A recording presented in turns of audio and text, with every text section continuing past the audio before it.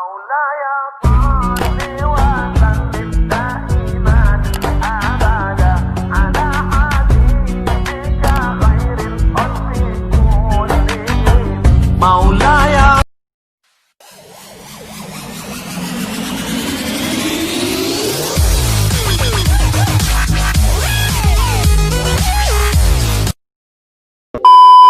Sudah sekarang alhamdulillah di tahun yang ke-11 di Indonesia. Hampir 4 tahun saya tidak mudik. Orang tua saya masih di Madinah. Apalagi semenjak saya mendapatkan kehormatan dari Presiden Republik Indonesia Papa SBY waktu itu 2011, saya diberikan kehormatan warga negara Indonesia. Jadi semenjak saya menjadi warga negara Indonesia justru menjadi beban. Kenapa menjadi beban? Karena wajib bagaimana bisa membawa masyarakat Indonesia pertama harus bersatu. Yang kedua menjaga NKRI. Yang ketiga bagaimana kita bisa mewujudkan umat Islam penghafal Al-Quran. Apalagi membawa nama Indonesia. Jadi sebagai rakyat Indonesia wajib jaga nama baik Indonesia. Menjadi contoh baik. Makanya selama saya berada di Indonesia, saya sudah faham dan belajar prinsip orang Indonesia. Orang Indonesia tidak suka ribet. Suka yang mudah. Termasuk amalan, ibadah, amalan, zikir, suka yang mudah. Makanya selalu saya berusaha dalam dakwaku selalu memberi yang mudah. Tidak mau yang susah-susah. Karena orang Indonesia tidak suka. Orang Indonesia sifatnya mau yang mudah, mudah diingat, mudah dihafal, mudah diamalkan dan masuk surga. Itu sudah. Betul kan? Makanya kita ketika saya setiap Ramadan bawa adik-adik saya punya saudara 12 timnas. Saya membawa adik saya, ada 5 adik kandung saya di Indonesia. Saya khususkan mereka untuk menjalani tugas mengajar Al-Quran. Karena dari 12 adik-adik saya ada alhamdulillah 10 penghafal Al-Quran.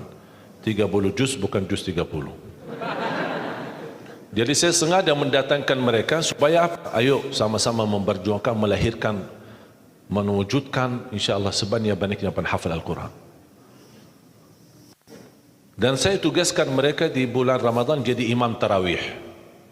Ada yang di Jakarta, ada yang di Surabaya, ada yang di Lombok, ada yang sampai di Bali, di Kalimantan, bagi-bagi. Setiap tahun kami menghadirkan 20 imam. Ada 5 adik saya, terus yang lain-lain, saudara ada atau sahabat, teman-teman, semua pemuda, tapi Masya Allah suaranya bagus dan penghafal Al-Quran.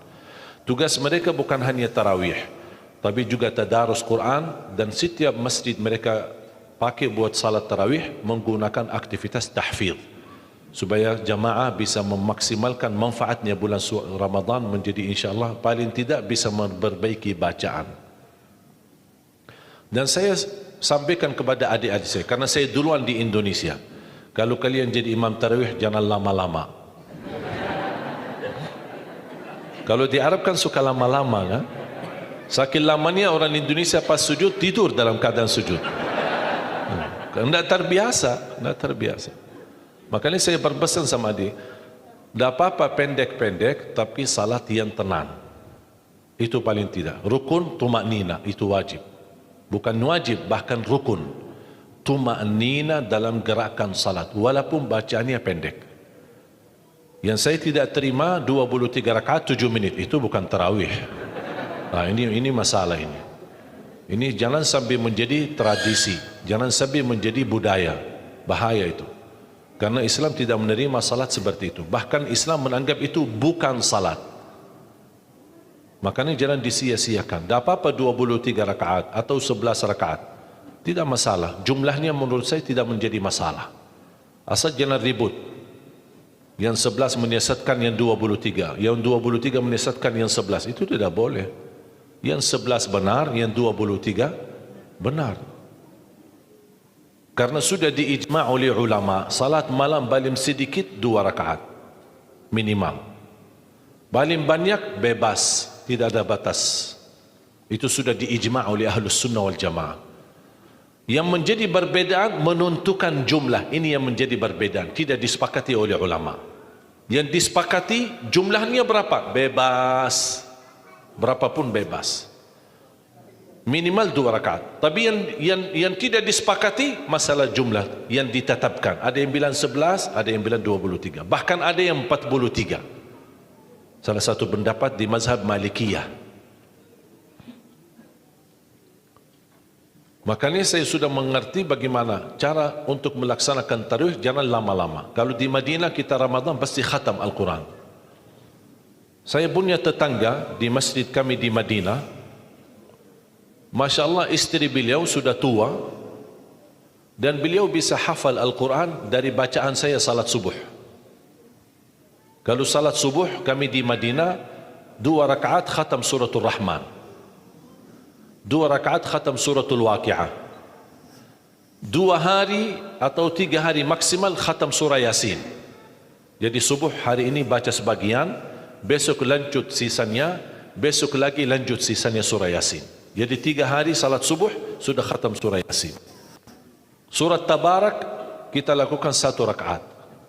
Surat hari Jumat subuh As-Sajdah rakaat pertama dan rakaat kedua suratul Insan, hal ata 'alal insan.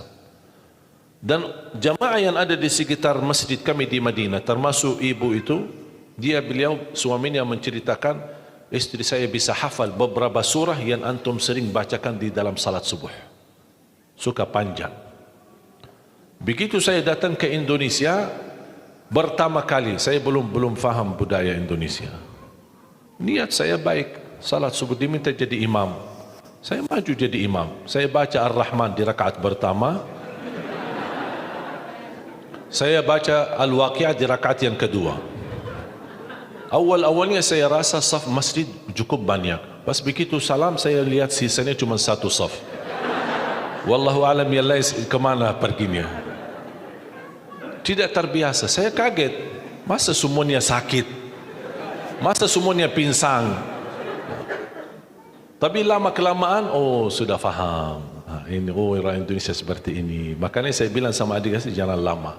Orang Indonesia kalau qulhu bisa dibagi 2, terima kasih.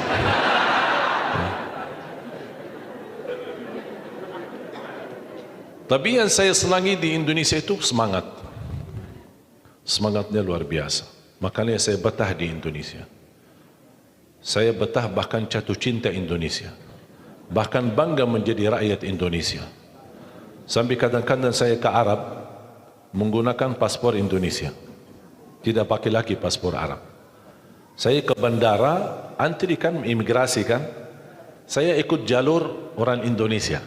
Sama jemaah ada rombongan, datang petugas imigrasi, ngapain kamu di sini? Sana kamu di sana sama orang Arab, sama orang Arab. Saya ikutin, saya pergi ke sana sama orang Arab sampai bertemu dengan kaunter imigrasi, diambil paspor, lihat, kok orang Indonesia, ngapain kamu di sini? Pak, kok serba salah, yang tadi suruh ke sini, bapak di sini, kenapa kamu di sini? Jadi gimana ini? Pas dilihat, baca namanya Arab, terus ini gimana ini? Tanya, kok paspor Arab ya? Kamu dari mana? Saya dari Indonesia. Yang benar dari mana? Dari Indonesia. Masa dari Indonesia mancung?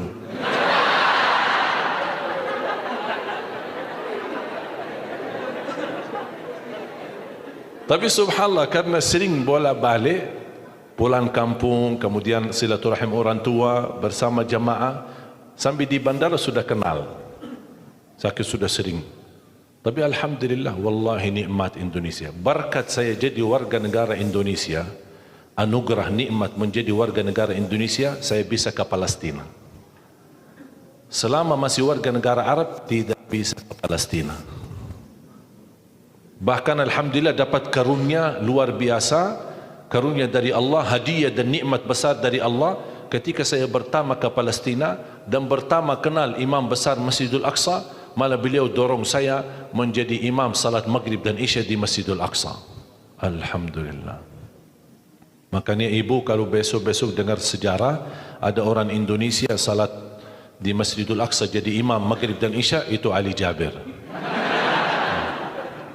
Mana ada orang Indonesia ke sana untuk jadi imam? Kenapa saya bisa diberikan kesempatan jadi imam? Karena alhamdulillah saya punya paman imam besar Masjidil Haram.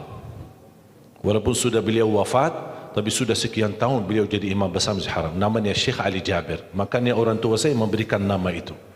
Kami bikin website www.alijabir.net www.alijabir.net. Semua kegiatan beliau di Masjidil Haram dan menjadi imam, khatib, tarawih, tahajud, salat rawatib. Beliau sudah wafat. Itu kakak daripada ibu saya. Makanya ketika saya bertemu dengan guru paman saya alhamdulillah berkesempatan belajar sama beliau dan beliau memberikan gelar Ali Jabir As-Saghir, Ali Jabir Junior. Karena beliau yang sudah imam besar Masjidil Haram, Ali Jabir Senior. Dari situlah saya mendapatkan nama Syekh Ali Jabir semenjak saya menghafal Al-Quran. Tidak berduri nama karena nama itu tidak terlalu berharga. Yang penting apa yang kita lakukan. Inna Allah la yanzuru ila a'malikum, la yanzuru ila suwarikum, wala ila ajsamikum, wala ila amwalikum. Allah tidak berduli harta kalian, keturunan kalian. Saya tidak berduli asal usul saya dari mana. Orang Arab bukan orang Arab, menurut saya tidak ada yang berbeda. Yang mulia di sisi Allah adalah orang yang takwa, walaupun dia bukan orang Arab. Tidak ada harga bagi orang yang memiliki keturunan Nabi kalau dia tidak menggunakan takwa dan iman kepada Allah dan amal saleh. Buktinya paman Rasulullah Abu Lahab, paman dekat sama Rasul, hubungan keluarga, tapi Allah kekalkan di neraka. Berarti Allah tidak berduli keturunan kita, asal usul kita dan siapa diri kita. Yang Allah berdulikan apa takwa kita dan apa isi hati kita. Alright.